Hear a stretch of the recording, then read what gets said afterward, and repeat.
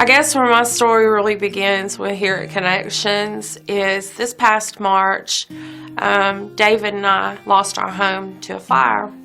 And I was 6.5 months pregnant and battling drugs and alcohol.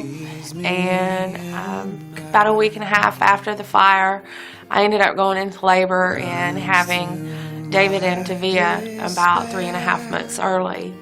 I was still battling with my addiction after the babies were born. They spent 2.5 months in Memorial Hospital. David and I were still here in Statesboro, and we were lost, and we didn't know what we were going to do. We didn't have any way to get around.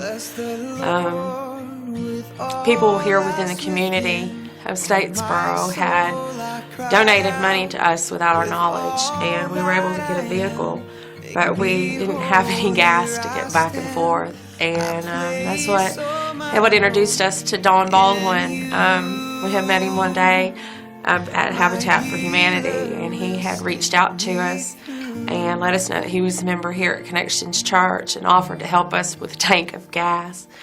And we accepted the gas so that we could go and pick our son up to bring him home.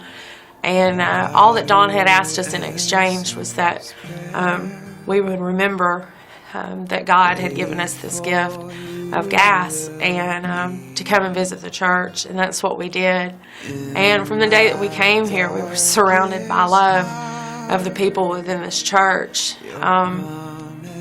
Everyone here provided for all of our needs with prayers and thoughts and donations, and amazing thing happened.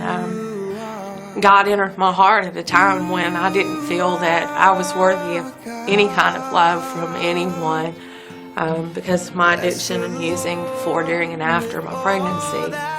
And got a phone call from Linda Carlson, and she had offered to do a baby shower for us. Like I said, we lost everything in the fire. We didn't have anything. And it just amazed me about God's love with the people here in this church that would reach out to someone who had suffered so dearly from an addiction that hurt so many other people. And it was that love and contentment that I found here within these walls that allowed me to be able to open up my heart. And when I did, God just got a hold of me and showed me His love and forgiveness. And it was a humbling experience to be so surrounded by people who accepted me and loved me and were able to show me Christ the way that they did. I'll never forget the Sunday that Brandon had preached about me being a sinner, and that it didn't matter that I had an addiction, that God still loved me. And I had a few months clean at that time, and it was like Brandon was talking directly to me that day. And I felt my heart just open, and all I could do was cry because I felt God's love. And